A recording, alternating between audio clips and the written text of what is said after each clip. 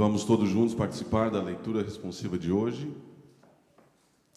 E estas palavras que hoje te ordeno estarão no teu coração, e as intimarás a teus filhos, e delas falarás assentado em tua casa, e andando pelo caminho, e deitando-te e levantando-te.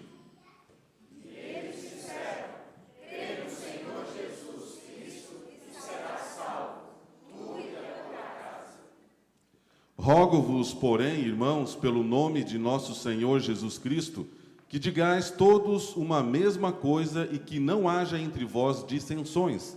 Antes, sejais unidos em um mesmo sentido, em um mesmo parecer.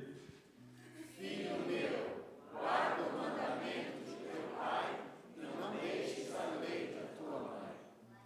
Se alguém diz, eu amo a Deus e aborrece a seu irmão, é mentiroso. Pois quem não ama seu irmão, ao qual viu, como pode amar a Deus a quem não viu? Instrui o menino no caminho em que deve andar, e até quando envelhecer, não se desviará dele.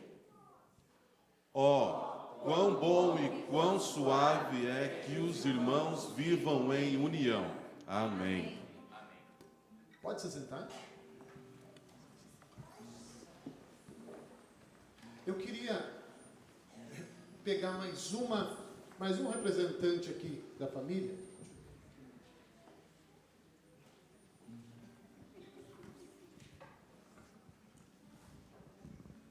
Oi. Só fecha o 4. 4. Oi. Não, ainda está. Acho que é o retorno. Ok.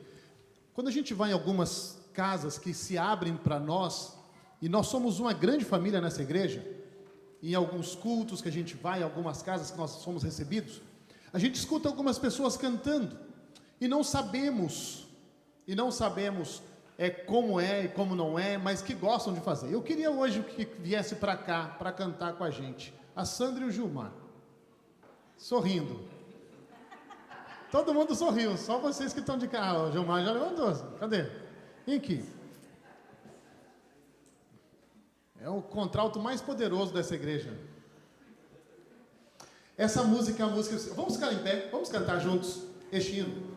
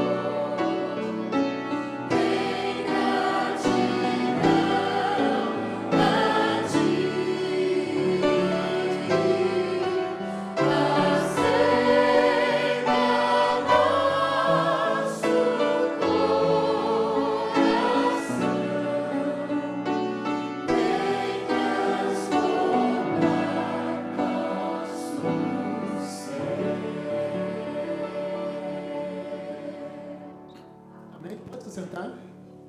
Agora a gente vai revezar Cindy e Vanessa, vocês podem se sentar. Muito obrigado. Gessé, vem aqui com a Mari, por favor.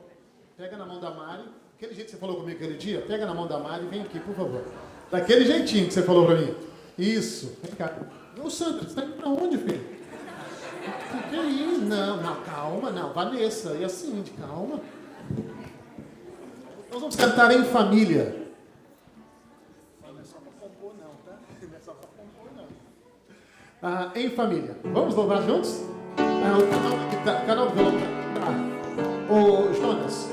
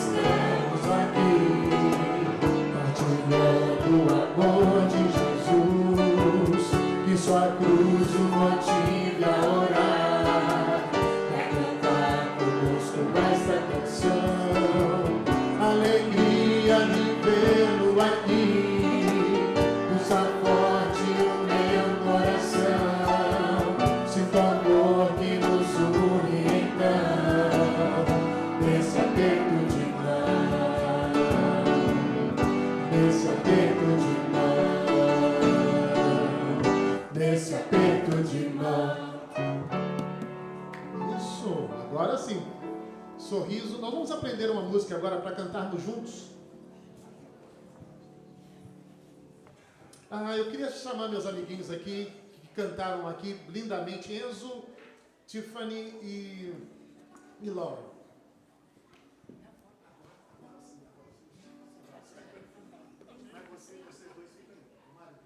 Obrigado, Mari. Sorriso. Obrigado, viu, Jessé?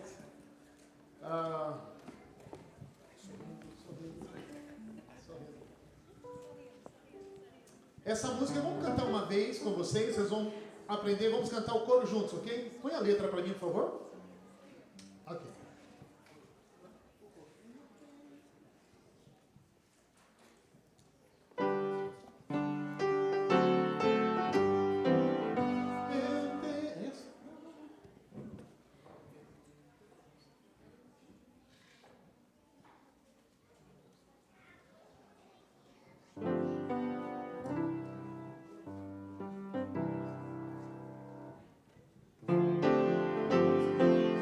Isso aí.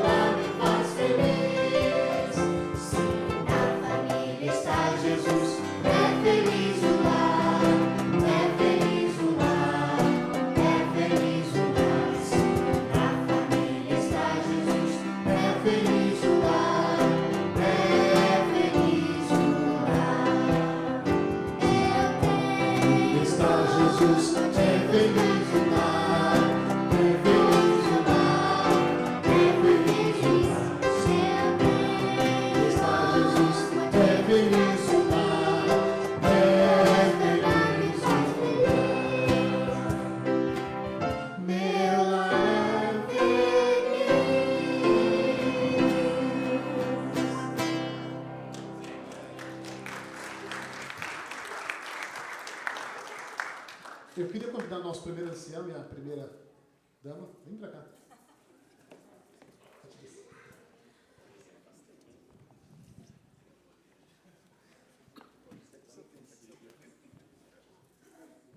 Eu vou apanhar demais hoje.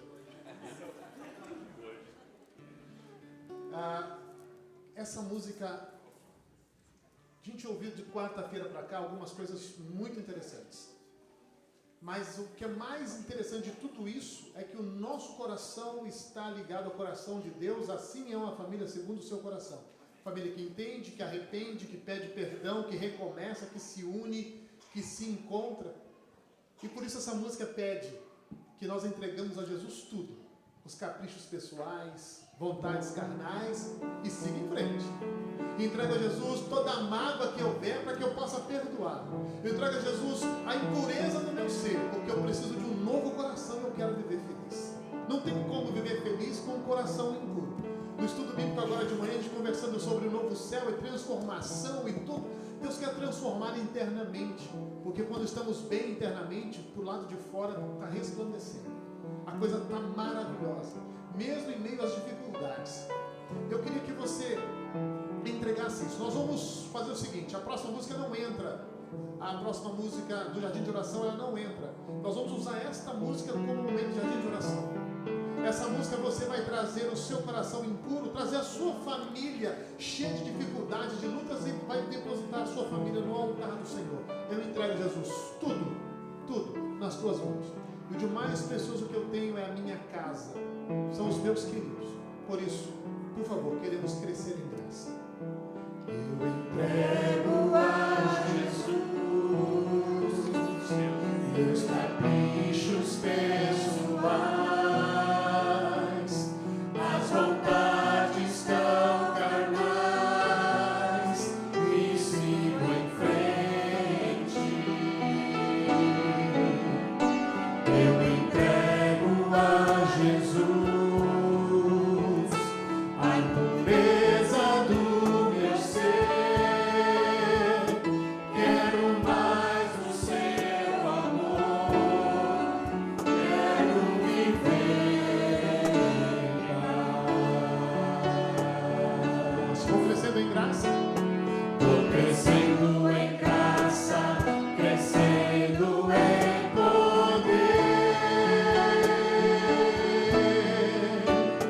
Vou crescendo em graça, movido pela fé, expandido de vontade de estar com meu Jesus.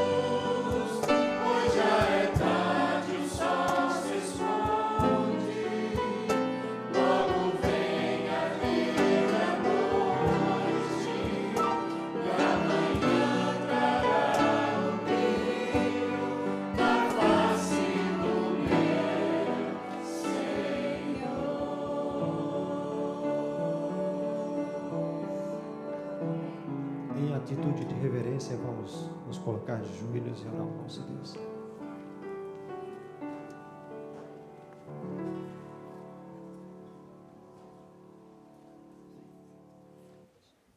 Senhor Deus, Pai de amor e de misericórdia, nós estamos aqui prostrados diante de Ti, porque, ó Pai, necessitamos do Teu cuidado, necessitamos do Teu amor e da Tua misericórdia.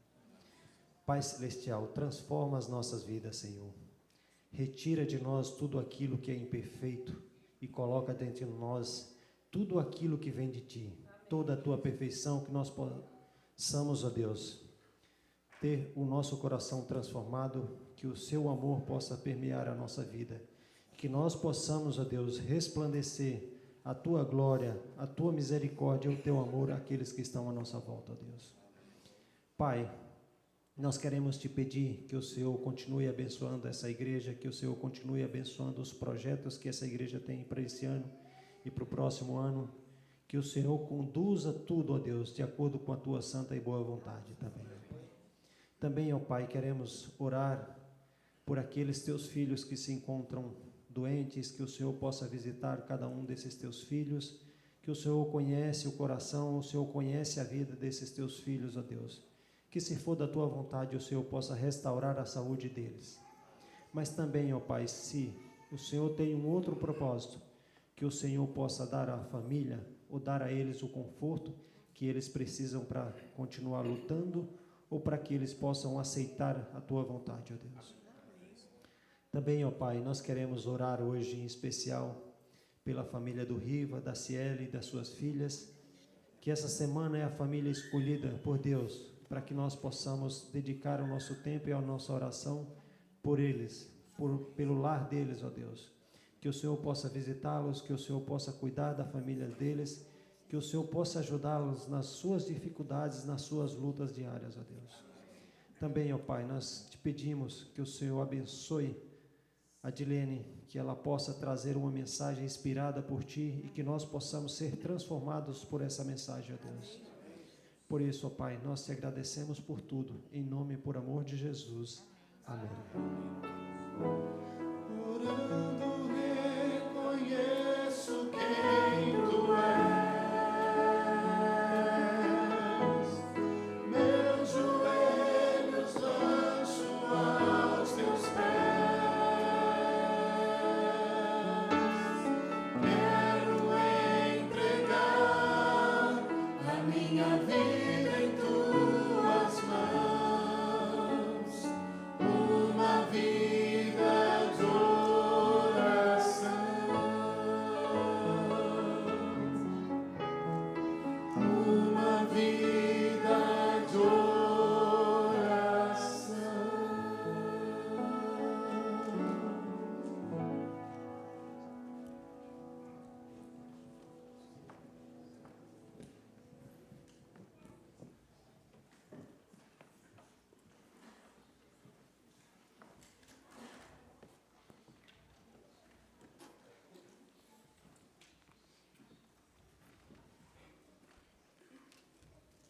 Era a última pessoa que eu ia atender aquela tarde, então abri a porta do consultório, estava ali sentada uma senhora de idade e uma jovem ao lado dela.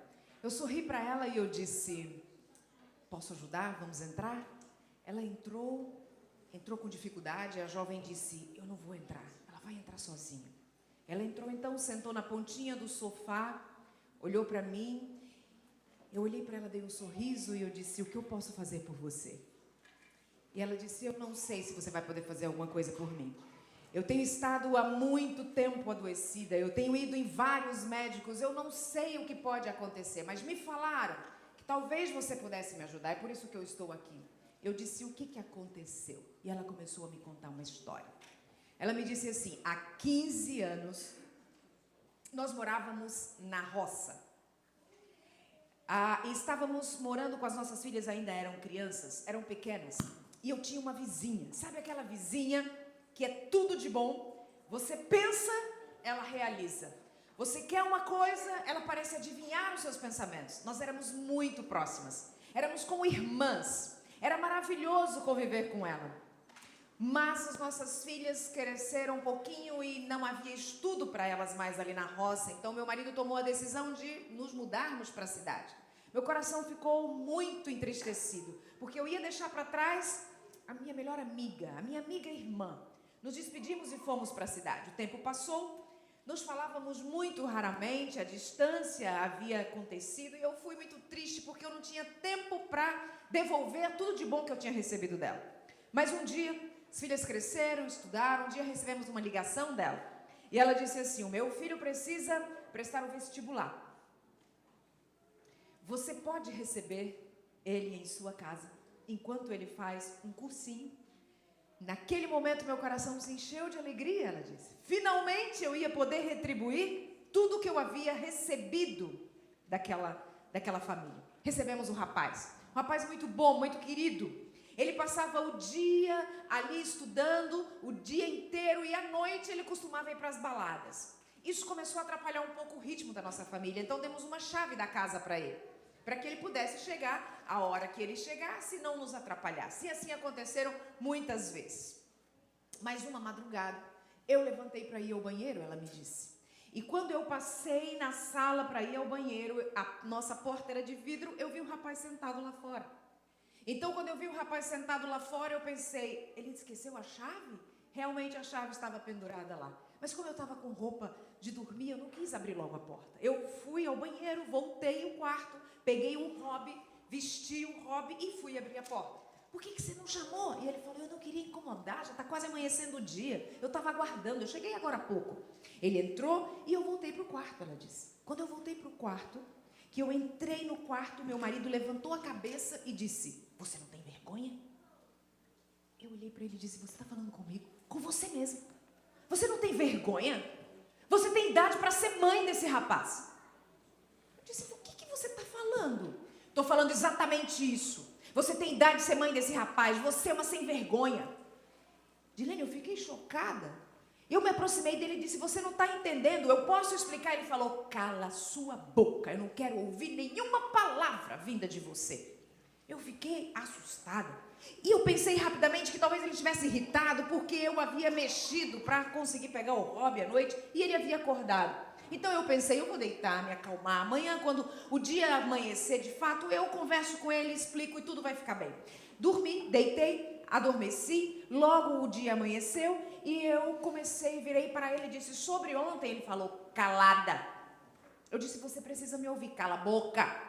Eu preciso te dizer o que aconteceu. Eu não quero saber, você não vale nada.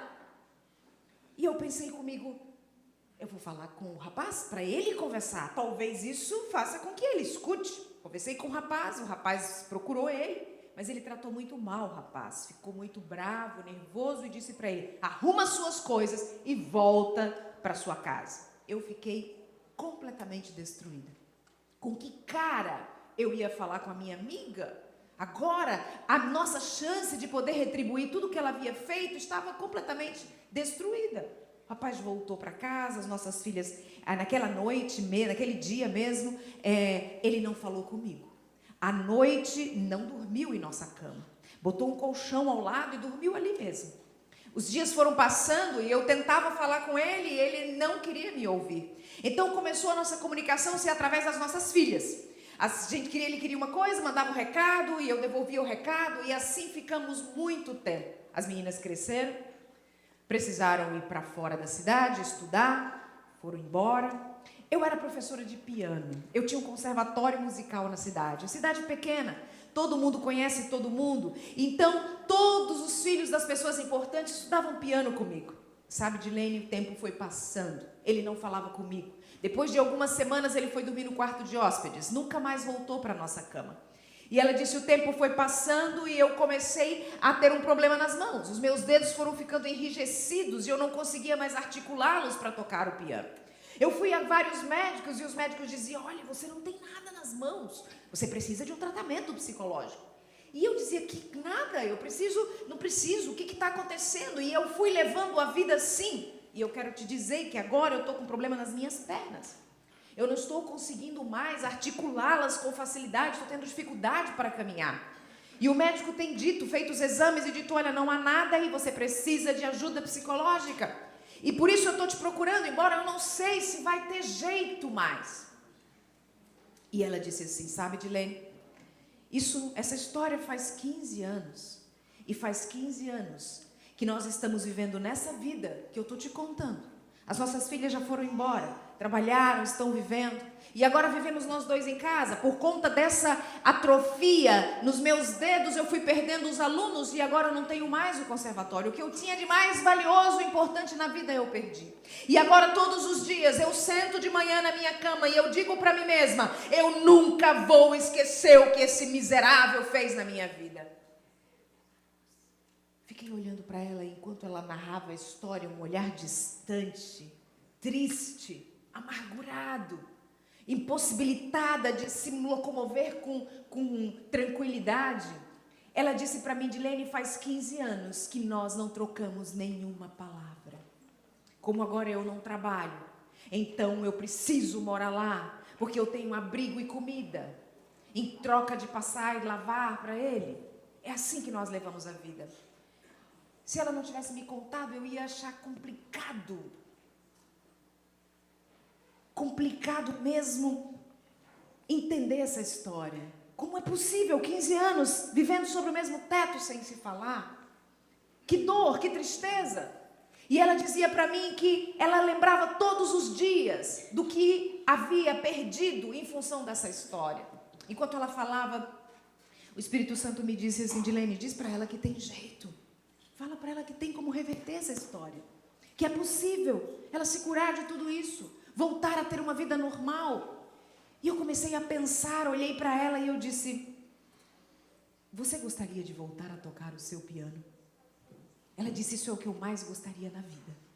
Esse é o meu sonho, é o meu maior desejo. E eu disse, sabe, você pode voltar a tocar o seu piano. E ela disse, o que eu preciso fazer? Eu olhei bem nos olhos dela. Eu me enchi de coragem e eu disse, você precisa perdoar o seu marido. Ela me olhou de volta, demorou um pouquinho e disse, então, eu nunca mais vou tocar o meu piano. Fiquei impressionada. Fiquei impressionada, chocada, eu não acreditava que eu estava ouvindo aquelas palavras, porque na minha frente estava uma mulher definhando.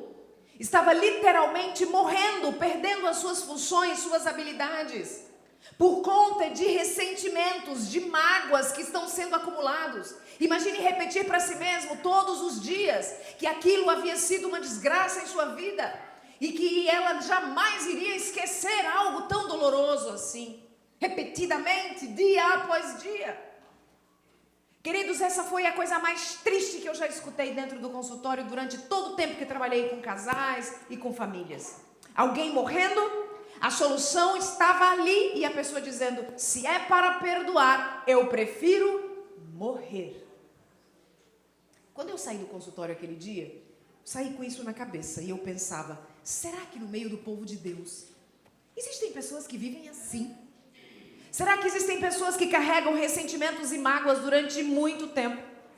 Eu disse para vocês que eu sou esposa de pastor e nós fomos fazer uma visita a uma senhorinha de idade que não estava mais indo à igreja e segundo as vizinhas e tal, ela estava muito deprimida.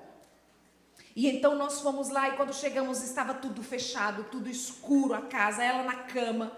Entramos, sentei do lado da cama e eu dizia para ela, olha, eu vou abrir as janelas, não abra, nervosa comigo, brava, precisa entrar ar, precisa entrar sol aqui. Fui abrindo as janelas e ela brava. Meu esposo começou a conversar, o que se passa, o que está acontecendo, e fomos conversando um pouco com ela e descobrimos que ela estava ressentida, magoada com um parente.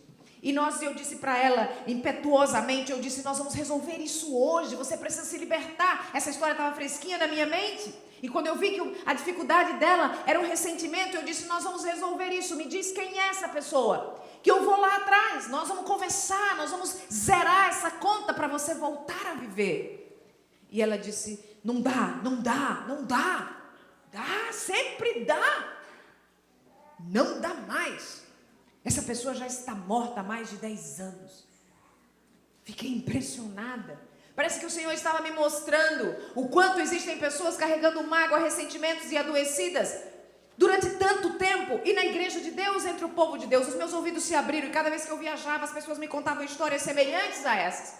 Então eu falei, Senhor, não é possível, tu tem que ter dito alguma coisa para nós seres humanos, para nós que temos essa vida e que estamos às vezes enfrentando dores, ressentimentos e mágoas, às vezes é do pai, da mãe, de um parente, de uma outra pessoa, de alguém, de um amigo. E aí, estudando a palavra, eu cheguei até Efésios, capítulo 4, e eu preciso dizer para vocês que é um texto muito conhecido, que todos nós sabemos de cor, mas eu nunca tinha lido ele com esses pensamentos e esses sentimentos daquele dia em que eu abri a palavra. Efésios, no capítulo 4, e o versículo 26 e o versículo 27. Quando a gente começar a ler, você vai ver que você conhece bem esse texto. Diz assim: irai-vos e não pequeis, não se ponha o sol sobre a vossa ira. Uau! Esse é o versículo 26. Quando eu abri, eu falei aqui, está aqui a resposta. O Senhor está dizendo que não é para se pôr o sol sobre a ira. Aliás, o Senhor é magnânimo, Ele é maravilhoso, Ele é incrível, Ele é extraordinário. Vocês leram bem o que diz o texto. Ele diz assim, irai-vos. Uau! Ele está dando a permissão para você ficar com raiva. Não é maravilhoso? Para uma nordestina isso é maravilhoso. Porque se tem uma coisa que a gente fica fácil, é aborrecido, é com raiva. Pisou no pé, a gente reage com uma rapidez extraordinária. E o Senhor está liberando isso. Você pode ficar com raiva, não tem problema nenhum ficar com raiva. Pode ficar irado, irado é mais do que com raiva, não é? Eu entendo isso. Mas aí ele continua, ele devia ter parado aí, porque aí já estava bom para o nosso lado. Mas aí ele continua, irai-vos, mas não pequeis. Agora, como é que eu fico irada e não peco? Olha isso. E eu comecei a pensar, comecei a ler, comecei a estudar. E ele diz, irai-vos e não pequeis. Eu vou dar a regra para você não pecar. Não deixa o sol se pôr sem você resolver o seu problema. Pronto, essa é a regra e você não peca. Fica bravo, fica nervoso, fica irado. Essa é uma emoção natural, essa é uma emoção necessária. Não é porque somos cristãos que não podemos nos aborrecer e ficar com raiva. Ela é importante, ela é necessária para a nossa psique. Então a gente precisa, quando há necessidade, a gente precisa senti-la. Mas aí ele diz, não se ponha o sol. Não vá para a cama sem resolver os problemas. Eu não sei aqui, porque está uma chuva hoje, ontem, desde que...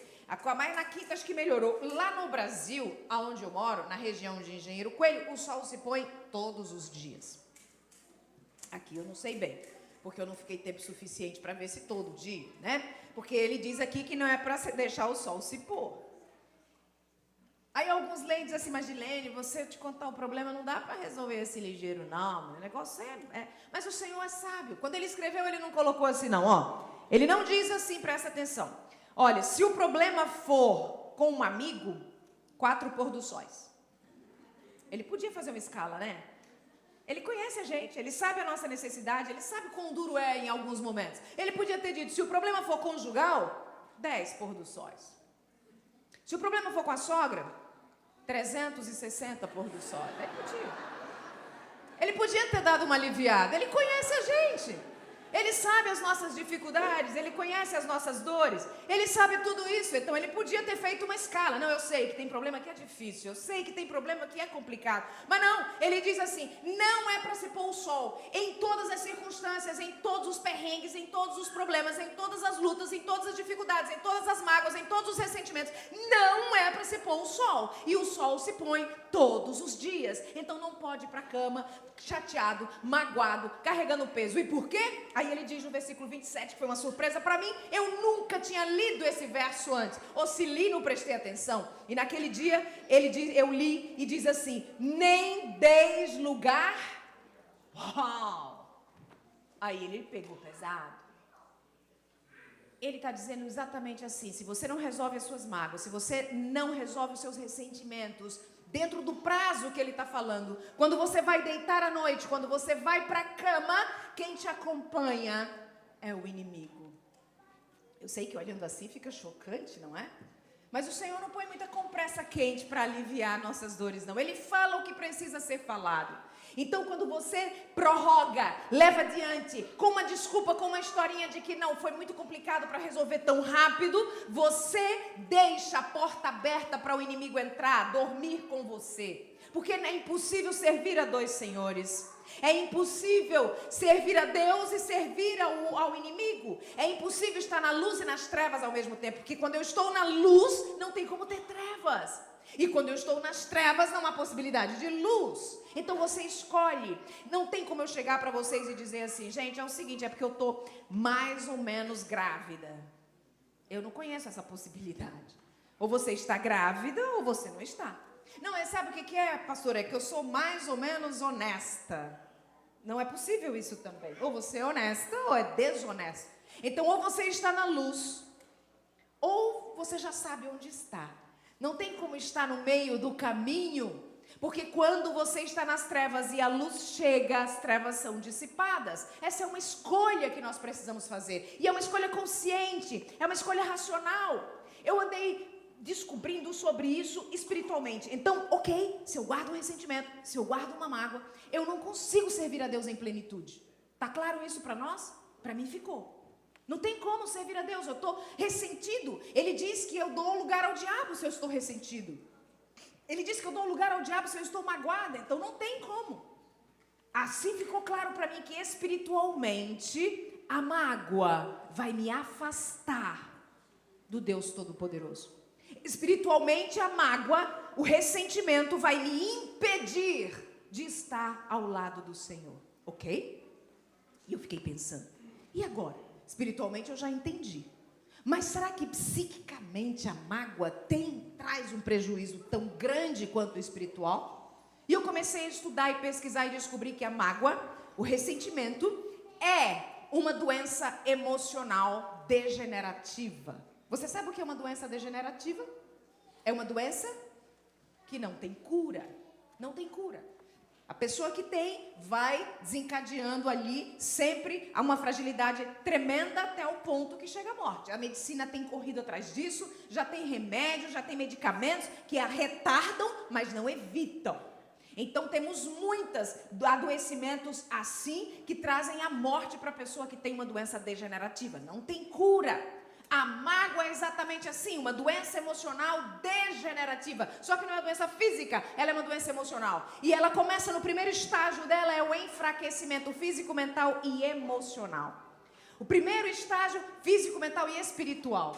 O enfraquecimento físico, você já não tem energia para fazer o que antes você tinha. Então antes você estava animado, todos os programas da igreja participava, tinha para ir para o supermercado, você ia alegre, resolvendo. Agora você fala, não, estou cansado. Hoje à tarde tem programação para os casais. Ah, mas eu já vim de manhã, sabe, para vir 2 vezes. Eu tô, isso é meio cansativo, eu tenho que escolher, né? Você já não tem energia. E aí você diz que é porque está chovendo, que é porque você trabalha muito. A gente sempre vai buscar uma desculpa, uma história para referendar as nossas impossibilidades. Aí você fisicamente está enfraquecido. Emocionalmente também. Chegou uma família nova na igreja e agora precisamos acolher essa família. E aí o pessoal chega, olha, você pode ajudar nisso. Então, se quiser dinheiro eu dou, mas não pede para eu me envolver não. Porque gente depois a gente só leva. Então me deixa na minha, eu não quero me envolver com ninguém. É o enfraquecimento emocional. Você não está disposto a conviver, a se relacionar, para evitar problemas. Essa é a história que você conta. E também o enfraquecimento espiritual. Antes você ainda vinha à igreja, frequentava. Nesse estágio da mágoa, você não quer, você tem dificuldade de vir à igreja. Você vem só no sábado e olhe lá. E de manhã, e só para o culto, e você fala, porque é muita gente falsa. É porque ali é complicado, então eu prefiro, eu tenho minha comunhão com Deus do meu jeito. A gente vai dando nome para essas coisas que vão nos afastando, sabe? Esse é o enfraquecimento espiritual, físico e emocional. Se parássemos aqui, eu tinha certeza de que com a ajuda de Deus e com o Espírito Santo tocando, haveria cura. O problema que eu disse é que é uma doença emocional degenerativa. Então sai do enfraquecimento e passa para um segundo estágio, que é a paralisia física, mental e espiritual. A paralisia física é aquela, não vou mais à igreja, não vou. Está transmitindo agora, o que eu vou fazer lá? Muito mais confortável aqui, eu não tenho que enfrentar aquele povo lá. Vai cantar, vai falar, e ó, a vidinha deles lá. Não, eu tô fora. Eu aqui mantenho minha comunhão, do meu jeito, eu não parei de devolver minhas ofertas, boto o QR Code lá e já tô tudo certo, e me deixa em paz. Paralisia espiritual, porque uma brasa fora do fogo, o que vai acontecer com ela, meus queridos? A gente precisa da comunhão, enquanto isso ainda é possível, porque chegará o dia em que não será mais. Então, a paralisia espiritual faz a gente se desconectar do grupo. Paralisia emocional. Antes o problema era com os da igreja, com os vizinhos, com sei lá quem. Agora, na paralisia, o problema é dentro de casa. Então, marido e mulher já não conseguem se entender. Os pais não conseguem se entender com os filhos. Há conflito dentro da família. Complicado conversar. Parece que cada um fala um idioma diferente. E os conflitos são intensos. Dias sem se falar, aborrecido um com o outro. Filhos agindo e tendo uma vida paralela que os pais nem sabem o que está acontecendo, porque os pais não conseguem acessar, não conseguem chegar junto dos filhos. Aí começa a ter um problema emocional grande, porque você não se comunica mais. Então, além da paralisia emocional, da paralisia espiritual, também vem a paralisia física. Agora eu vou só do trabalho para casa, de casa para o trabalho, porque eu preciso comer e eu preciso viver. Então, nada de igreja, nada de nada, o que eu puder evitar, eu vou só para lá e para cá, porque eu estou paralisado fisicamente. Se parasse aí com a ajuda de Deus e com o Espírito Santo, eu creio, eu tenho absoluta certeza que poderia haver cura. Assim que o perdão entra, há cura. Mas eu disse que é uma doença emocional degenerativa, então ela passa do enfraquecimento para a paralisia, que é o segundo estágio, e vai para um terceiro estágio, que é o estágio da atrofia física, mental e espiritual. Ela vai numa evolução extremamente negativa, destruindo o ser humano. E quando ela chega nesse estágio, física, mental e espiritual, espiritualmente você já não vai mais à igreja, não frequenta mais, já se distanciou. De repente, você recebe uma visita. A visita de alguém que sentiu falta. E vai à sua casa e diz, olha, seu lugarzinho está reservado lá na igreja, nós estamos sentindo falta, você nunca mais apareceu. Deus está te esperando. Deus! Quem é Deus? Se Deus existisse mesmo, eu não estava nesse sofrimento. A perda da fé. Queridos, quando se perde a fé, perde tudo. Perde-se a esperança. Não há possibilidade mais de enxergar um futuro. O adoecimento é certo. Então, nesse processo de atrofia espiritual, você perde o que um dia você conquistou. Atrofia é isso, é perder. Quando você quebra um braço, você tira o gesso dele depois de 30 dias, você precisa de fisioterapia para que ele volte a ter as habilidades de antes. É isso que nós estamos falando. Atrofia espiritual, atrofia emocional. Lá na frente os problemas eram com os de fora. Aqui na paralisia os problemas eram dentro de casa. E aqui na atrofia os problemas são comigo mesmo. Eu já não me entendo, eu já não sei o que eu digo, eu já não sei o que eu falo. Então eu tomo remédio para dormir, tomo remédio para acordar, tomo remédio para passar a noite, tomo remédio para passar o dia. Porque não tem outra alternativa. Eu não consigo mais interagir. Eu estou com dificuldades comigo mesmo. É grave, claro. É grave. Porque eu deixei chegar nesse estágio a minha dor, o meu ressentimento. Porque não utilizei os remédios que o Senhor Deus diz para mim. São anos carregando um peso extraordinário sobre mim. De dor, de mágoa, de ressentimento. E aí também vem o enfraquecimento físico. Meu esposo e eu trabalhávamos no interior de Minas Gerais. Aquelas cidades pequenininhas que tem uma praça e a igreja católica fica na praça. E todo mundo conhece todo mundo. Havia só uma única escola particular nessa cidade, e o nosso filho, nessa época, ele tinha 4 aninhos. Então, na nossa igreja, não tinha muitas crianças. Eu comecei a ficar preocupada, porque só tinha 3 meninas e o resto era adolescentes. E ele tinha 4 aninhos e eu pensei, nós vamos precisar botar ele numa escolinha, para ele poder ter amiguinhos. Muito sozinho em casa, ele era filho único na época. Então fomos a uma escola e lá foi matriculado. Bom, um dia eu comecei a ajudar nessa escola, a professora pedia palestras para professores, para pais, e a gente ficou bem próxima. Até que um dia ela me ligou e disse, Dilene, preciso de você urgente. Pois não, professora, alguma palestra? Não, eu preciso de uma consulta. mas o que aconteceu? Eu não consigo andar. Eu conhecia ela, ela andava muito bem. E eu falei, mas o que aconteceu? E ela disse, ontem eu fiz um passeio pedagógico com os meus professores e eu caí. Não consegui mais andar desde ontem. Eu estou fazendo uns tratamentos aí, o médico disse que eu precisava de ajuda psicológica, mas eu estou resistindo. Mas agora eu estou assustada, porque desde ontem, era um domingo, eu não consigo mais me firmar nas pernas. Falei, professora, eu não costumo atender a domicílio, mas se você não caminha, no final do dia eu passo na sua casa. Era uma segunda-feira, final do dia eu fui lá, realmente ela estava acamada, sentei lá, conversamos por 1 hora, ela chorou muito. Um casamento de mais de 30 anos e ela dizia para mim muitas mágoas, muitos ressentimentos que eu preciso resolver, eu não tenho coragem. Eu falei para ela, seu marido aceitaria fazer uma terapia de casal? Eu creio que sim. Falei, então vamos fazer o seguinte, vamos esvaziar um pouquinho o balde e depois trazemos ele para o processo terapêutico. Combinado? Combinado. Falei para ela, hoje é segunda, quarta-feira eu volto, porque você vai caminhar em nome de Jesus. Você vai caminhar, tenho certeza. Vamos trabalhar as mágoas e as dores e você vai voltar a andar. Quarta-feira eu volto. E ela disse sim, era uma católica fervorosa, ela era catecista da igreja e a gente era todo mundo muito conhecido, padre, pastores, né? Muitas igrejas evangélicas também na cidade. E eu disse para ela e ela disse, ok, sabia quem eu era, perfeitamente ela sabia quem eu era, esposa do pastor da igreja adventista. Então isso não era segredo numa cidade desse tamanho, né? Então, na quarta-feira eu cheguei à casa dela, ela já estava com uma bengala, arrastando a perninha, mas foi ela que abriu a porta. Ela falou, olha só, você disse que eu ia começar a andar e eu já estou de pé. Sentamos na sala para conversar, conversamos ali durante o tempo necessário da consulta, me despedi dela e eu disse, semana que vem você vai ao consultório, porque você já vai estar andando em nome de Jesus. Amém. E ela disse para mim, eu vou se Deus quiser. Me despedi dela e saí. Quando eu estava saindo em direção ao portão, eu escutei uma voz que dizia, volta e ora com ela.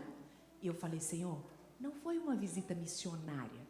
Eu estava trabalhando, continuei a sair. E ele disse, volta e ora.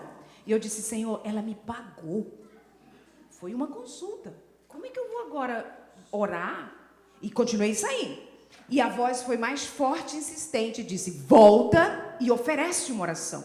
Então eu parei e olhei para trás. Ela estava em pé na porta, segurando a porta, encostadinha. E eu disse, como é que eu vou fazer isso agora? Estou quase no portão. Mas o Senhor não me deixava sair? Então eu fiquei olhando para ela e falei, eu poderia orar com você? E ela disse, puxa vida, eu estava esperando por isso. Falei, valeu, Senhor.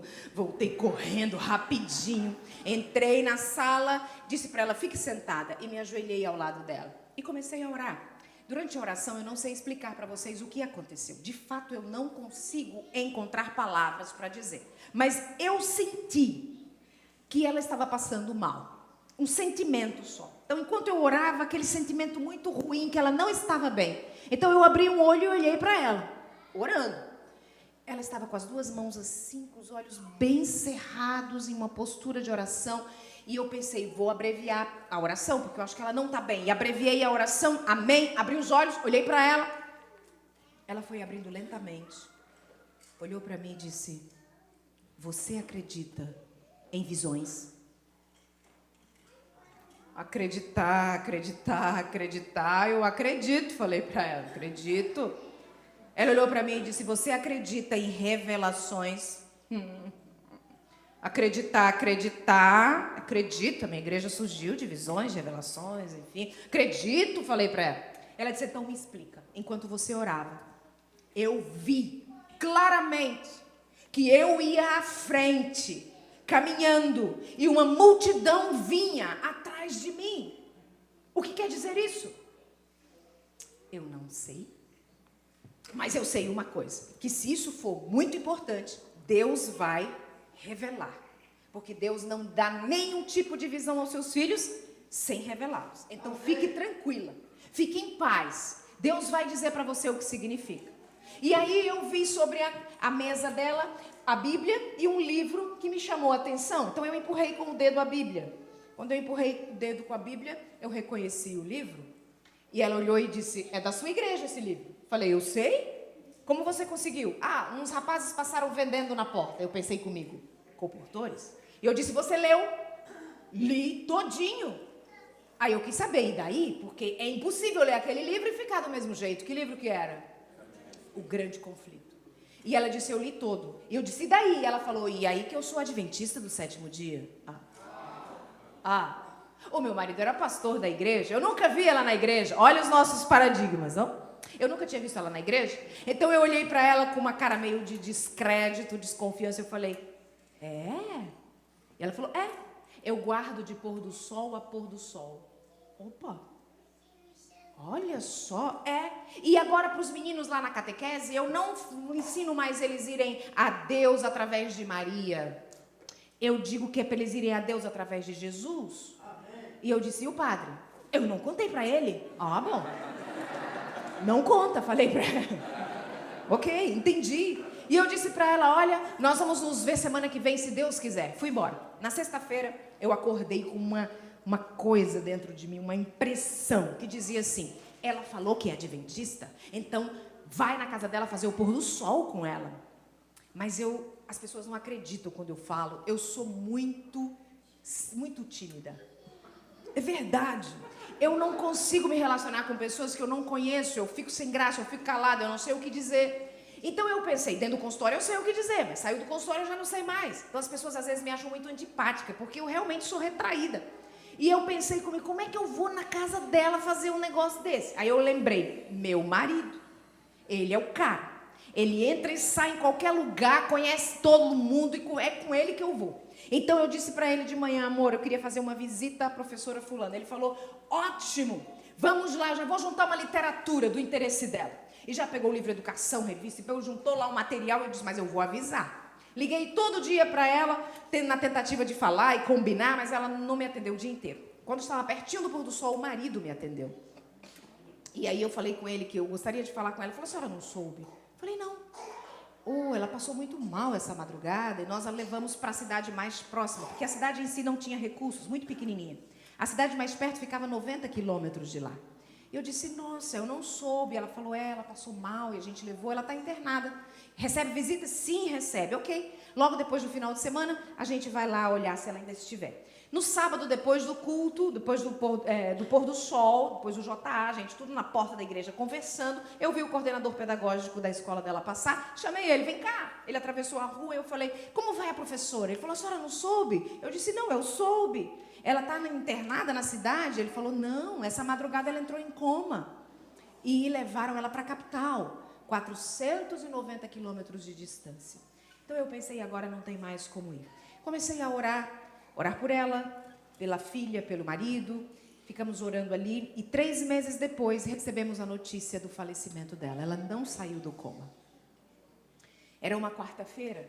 A casa que nós morávamos ficava bem na entrada da cidade. A BR, saía da BR, entrava na cidade, a nossa casa era a primeira ali, casa de sobrado.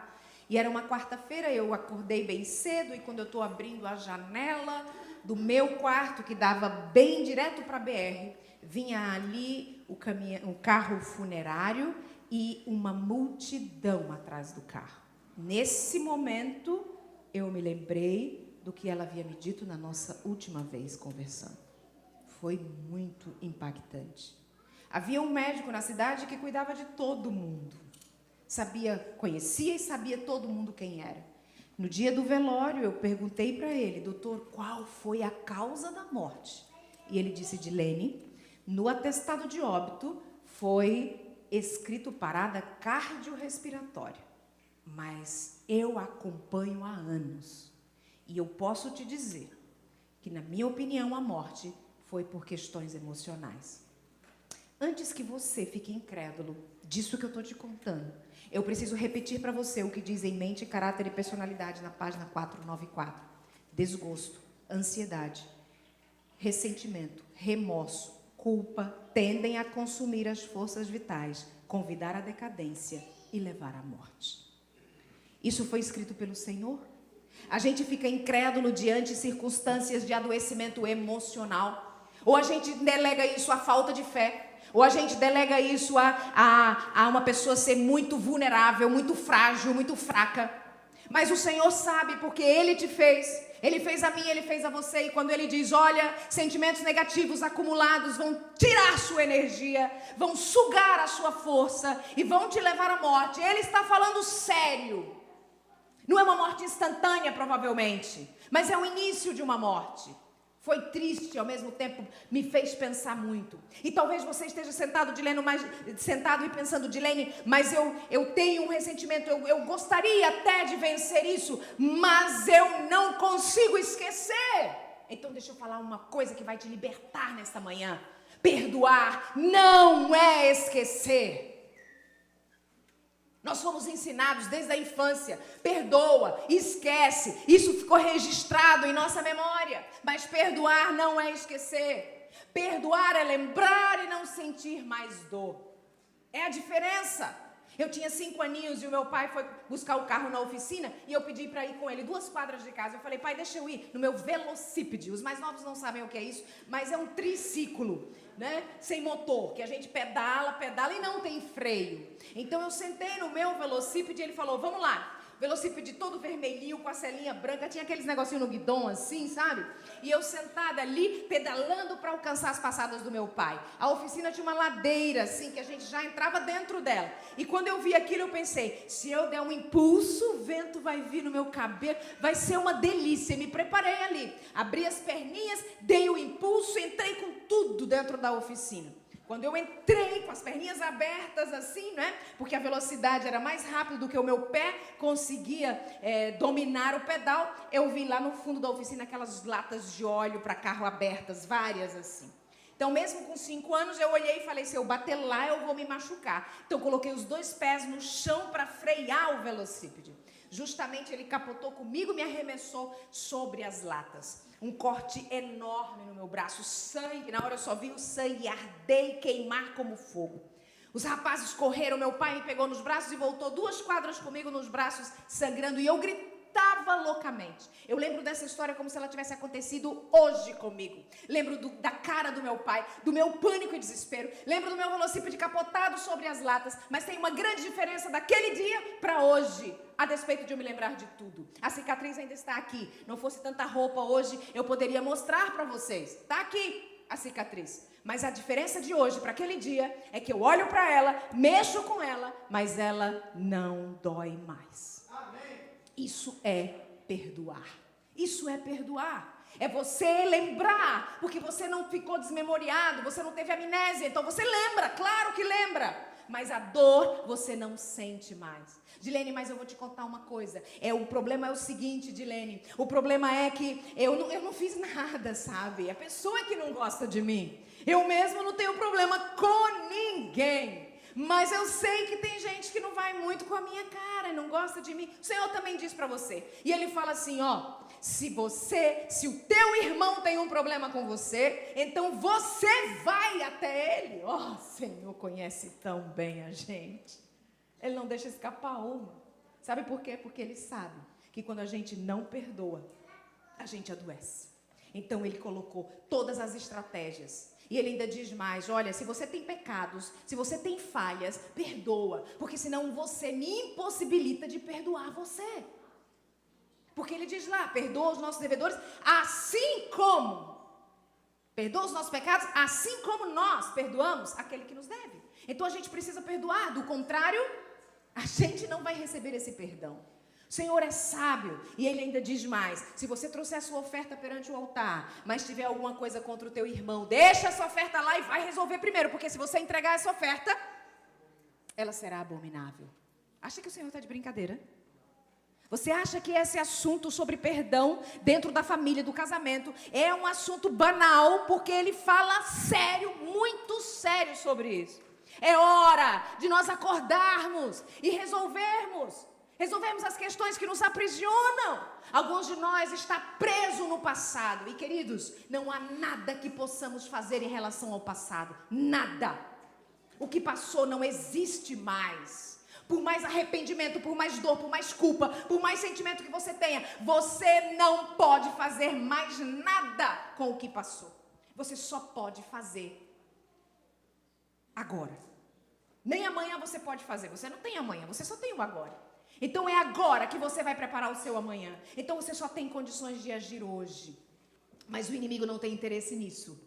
O inimigo não tem interesse em que você resolva. Então ele fica no seu ouvido falando: não mexe com isso, hein? Vai ficar pior. Fulano, não vale isso que você está sentindo. Olha, essa circunstância é muito complicada. Olha, isso traz muita dor, muito adoecimento. E com isso você vai ficando patinando nos ressentimentos, nas dores, nas aflições, nas angústias e adoecendo. Queridos, eu estava numa igreja fazendo uma semana e eu falei sobre o perdão. Era primeiro sábado, eu falei sobre o perdão. E quando foi na quinta-feira, após encerrar o culto, o irmão passou por mim, apertou a mão e falou: irmã, posso te falar por 5 minutos? Claro, irmão. E depois que todo mundo foi embora, ele ficou ali, ele falou: irmã, na sábado, quando a senhora falou sobre o perdão, eu tenho um problema com o meu cunhado. 15 anos a gente não se fala. 15 anos nas reuniões de família, se ele vai, todo mundo sabe que eu não irei. E se eu disser que vou, todo mundo sabe que ele não vai. A gente não fica no mesmo ambiente. É algo muito complicado para nós. Os nossos filhos sabem, as esposas sabem, a família toda sabe disso. E quando a senhora falou sobre isso, eu quero dizer para a senhora que naquele dia eu tomei a decisão, porque eu quero o céu. Eu quero o céu. Eu não quero viver aqui para sempre, irmã. E eu entendi que enquanto eu não resolver, enquanto eu não zerar essas contas, eu não estou pronto para ir com o Senhor. Então eu saí da igreja aquele dia, botei minha família no carro e falei: vou deixar vocês em casa e vou lá na casa do fulano. 2 horas ele mora daqui. E eu dirigi por 2 horas, sem almoçar.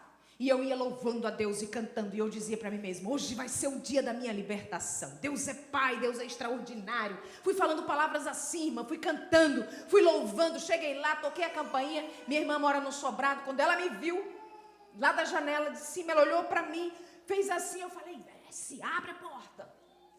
Ela desceu, olhou para mim e falou: o que você está fazendo aqui? Vim falar com teu marido. Você é doido, já não chega de problema com a família. Vai lá, chama ele, eu estou querendo resolver, vai lá. Ela foi, ela voltou e disse: ele está muito bravo, ele está nervoso porque ele soube que você está aqui. Vai embora, mano, vai embora. Não, viajei 2 horas, eu nem almocei, eu quero paz, eu quero tranquilidade, eu vim para resolver, Deus está comigo. Eu estava positivo, ele disse. Ela falou: você não está entendendo? Estou entendendo, vai lá, chama ele. Não vou embora não vou, eu estou aqui firme e forte. E ela voltou lá, irmã, foi lá, demorou um pouco, voltou e falou: mano, eu estou te pedindo, por favor, ele está extremamente nervoso, bravo, irritado por você ter vindo à casa dele. Vai embora, para não trazer mais problemas para a nossa família. Ele disse: irmã, 2 horas voltando, chorando, brigando com Deus: Senhor, eu fui lá, eu fui resolver, eu fui pedir perdão, eu fui lá para poder resolver a questão, ele não me recebeu. Deus, o que eu tenho que fazer agora? E eu voltei mal, chorando, angustiado. Irmã, hoje de madrugada, quinta-feira, hoje, a gente estava dormindo ainda quando tocou a campainha da nossa casa. Essa hora, todos nós já levantamos assustados. É uma hora que é para receber má notícia. Quando descemos de pijama ainda, eu abri a porta, era minha irmã e o meu cunhado. Eu então abri a porta e falei: entra. Meus filhos vieram para a sala, minha esposa veio para a sala, todo mundo ficou ali. O que está acontecendo? Ele então deu alguns passos na minha direção, olhou para mim e disse: sábado, quando você foi à minha casa, eu queria descer.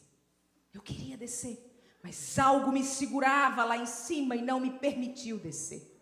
Desde sábado, eu não tenho mais conseguido ter paz. É por isso que eu estou aqui. Porque eu também quero a libertação. E agora, disse-me ele, irmã, nós 2 homens barbados, cabelo branco, naquele momento caímos ajoelhados e abraçados, chorávamos feito criança, porque o milagre de Deus estava acontecendo em nossa vida. Somente naquele momento eu pude entender, irmã, por que não pôde acontecer no sábado anterior. Porque os nossos filhos que haviam presenciado tanta guerra durante 15 anos, estavam ali naquele momento para presenciar o milagre que Deus fazia em nossas vidas. Ah, queridos, eu escuto os passos de um Deus que vem se aproximando. E o que eu e o que você estamos fazendo com a nossa vida? Preocupados, concentrados em picuinhas, em coisinhas simples que um fala, o outro fala, que um vira a cara e o outro não vira. Ah, fulano não gosta de mim. Ai, minha sogra disse isso. Ai, minha mãe, eu não vou mais na casa de fulano. Por que a gente tem que se concentrar em coisinhas enquanto tem a eternidade à nossa espera? Você já parou para pensar isso? Sabe, quando as dores têm prazo de validade, a gente enfrenta elas com mais força, com mais energia. A nossa filha precisou ficar na UTI com no hospital com 4 aninhos, porque desidratou. Mas a médica disse, em 4 dias ela estará bem. Que força nós tínhamos. Passava um dia e falava, filhinha, falta só 3 agora. Fica bem, a gente vai sair. Passava 2 dias agora, filhinha. 1 dia agora, filhinha. Hoje é o dia da nossa saída. Vai dar tudo certo, porque a gente sabia o prazo para vencer aquela dor. Quando a gente tem prazo, a gente vence com muito mais força. E a notícia boa que eu tenho para você nessa manhã é que você tem prazo para estar no sofrimento que você tem enfrentado. Porque o nosso Deus vai voltar. E quando Ele voltar, tudo vai ser resolvido pela glória do nosso Senhor Jesus Cristo. Então o prazo para o seu sofrimento, o prazo para a sua dor já está estabelecido. O Senhor já sabe quanto isso vai durar. Então você pode ter força, você pode ter garra, você pode viver nessa esperança, porque Deus já sabe. Queridos, mas para viver assim, você precisa resolver o que está te aprisionando, o que está te prendendo, o que está te impossibilitando de estar nos braços do Pai e receber dele a paz que excede a compreensão humana. Hoje é o dia, esse é o momento, agora é a hora de tomar a decisão correta, deixar o passado no passado. Não importa o tamanho da dor, não importa o tamanho do sofrimento, o que te espera no futuro é muito maior, é muito mais grandioso. Não vale a pena trocar a eternidade por uma picuinha nessa terra. E eu não posso finalizar os momentos, porque eu gostaria de fazer uma oração por você, que nesse momento entende que precisa tomar decisões em relação a isso. Eu não conheço a sua vida, nem preciso conhecer. Alguns realmente zeram suas questões todos os dias. Mas quando eu digo para você que eu quero orar por você nessa manhã, quero convidar você a se levantar de onde você está, vir à frente. Não é para exposição, é para te dizer assim que a coragem é o primeiro passo que damos quando a gente precisa tomar decisões. Direne, mas eu não tenho vontade. A vontade não vem de você, a vontade é obra do Espírito Santo de Deus. É Deus que vai tocar em seu coração e trazê-lo a alcançar o perdão. O perdão é obra divina, o perdão não é obra humana. Eu e você não temos competência de perdoar. Não temos, nossa natureza é pecaminosa, a gente quer dar o troco.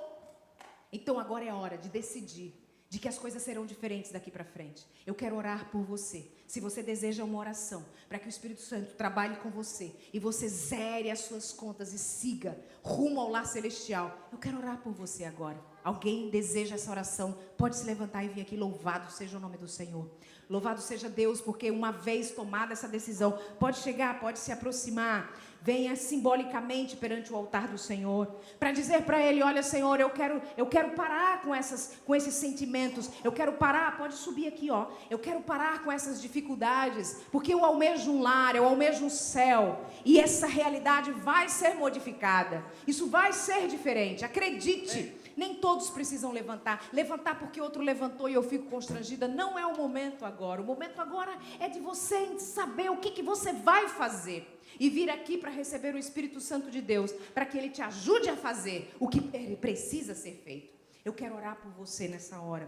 Grande Deus e poderoso Pai, Senhor de todas as coisas, te convidamos para estar conosco agora, porque acreditamos que através do Teu poder possamos nos libertar. Senhor, Tu conheces cada pessoa que levantou e veio aqui à frente. Tu conheces as lutas, as dores, as dificuldades, os ressentimentos, as mágoas. Muitos que estão aqui, Senhor, precisam perdoar a si mesmos em primeiro lugar. E é por isso, Senhor, que estamos aqui confiados no Teu poder, confiados na Tua graça, confiados na certeza de que seremos libertados em Cristo Jesus. Então, por favor, Pai, por favor, Senhor, estende a Tua mão poderosa sobre cada um que está aqui. Estamos trazendo à mente aquilo que necessitamos realizar. Como és um Deus onisciente, por favor, escuta aquilo que está em nossa mente. Vai à frente de nós, através do Teu Espírito, abrindo os caminhos, colocando na boca as palavras certas, escolhendo o momento exato, para que realmente possamos fazer o que é necessário. Libertação para nós e mais proximidade de Cristo Jesus. Amém.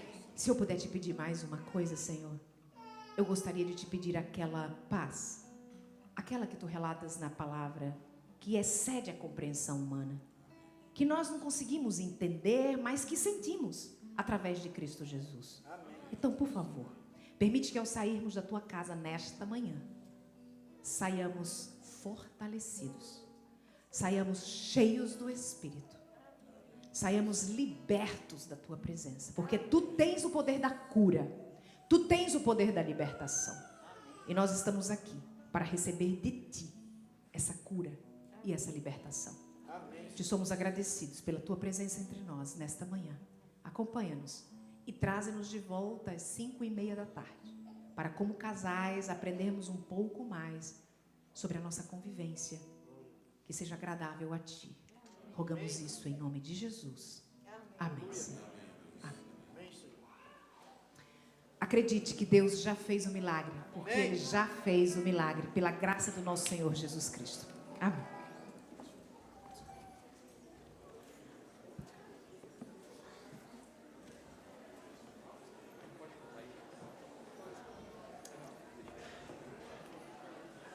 Um bom sábado a todos, que Deus abençoe. Eu peço a você que tenha uma saída reverente. Nós temos ainda uma última música. A professora Dilene está à porta despedindo. Que Deus te abençoe. Um bom restante de sábado. Só lembrando o coral para permanecer alguns minutinhos, ok? Meu hoje aqui, meu Jesus me tomou em seus braços e senti o calor do Espírito Santo. Vou em paz, pois o meu Deus ao meu lado vai ficar, e em breve sua face eu verei lá no céu. Hoje aqui